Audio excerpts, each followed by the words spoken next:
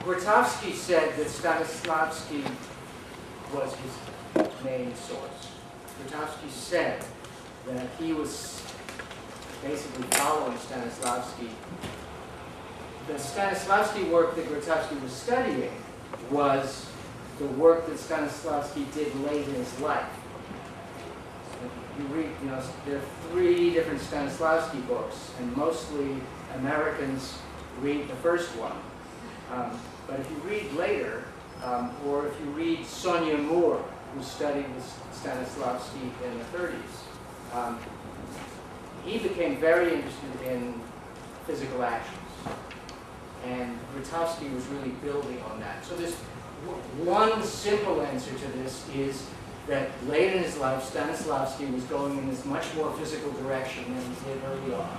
That his early work, which is, Strasberg studied with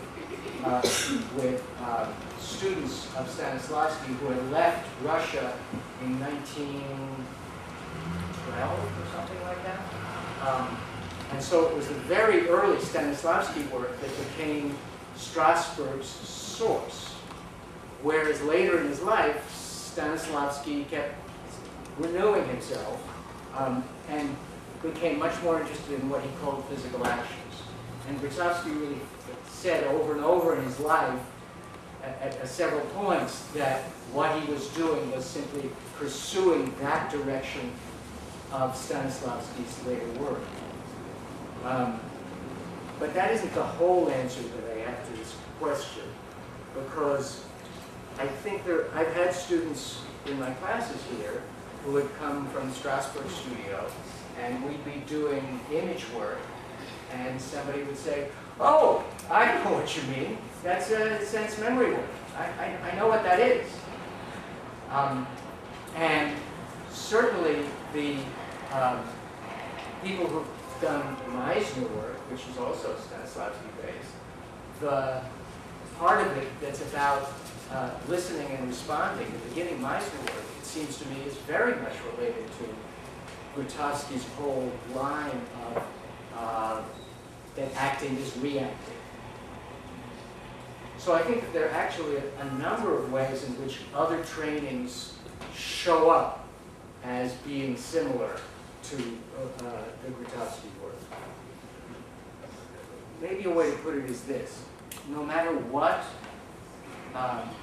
training one is undertaking in your acting, there are a number of basic problems.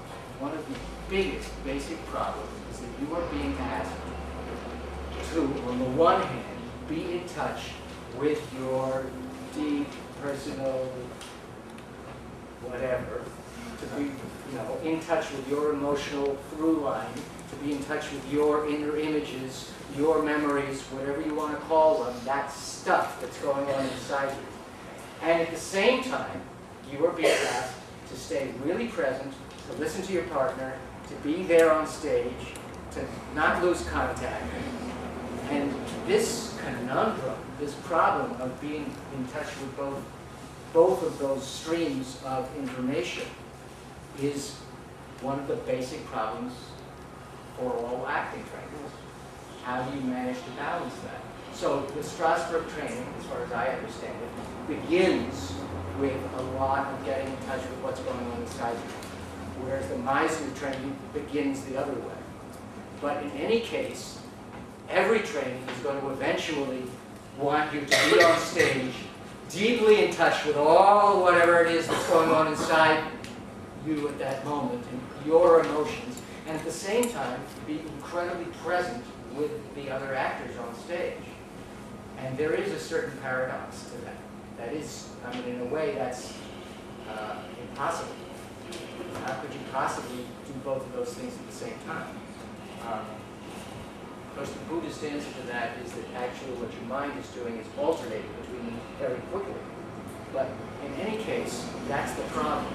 My sense is that each acting training faces that problem slightly differently. And the way the Grotowski system, if there's a system, the Grotowski trick is that it takes all the internal material and treats it as if it were external material.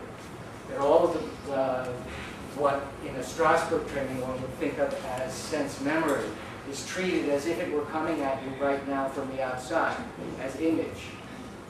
And the reason that that works for me in my teaching is that it's coming at me on a channel that's very close to the channel in which my scene partner is coming at me.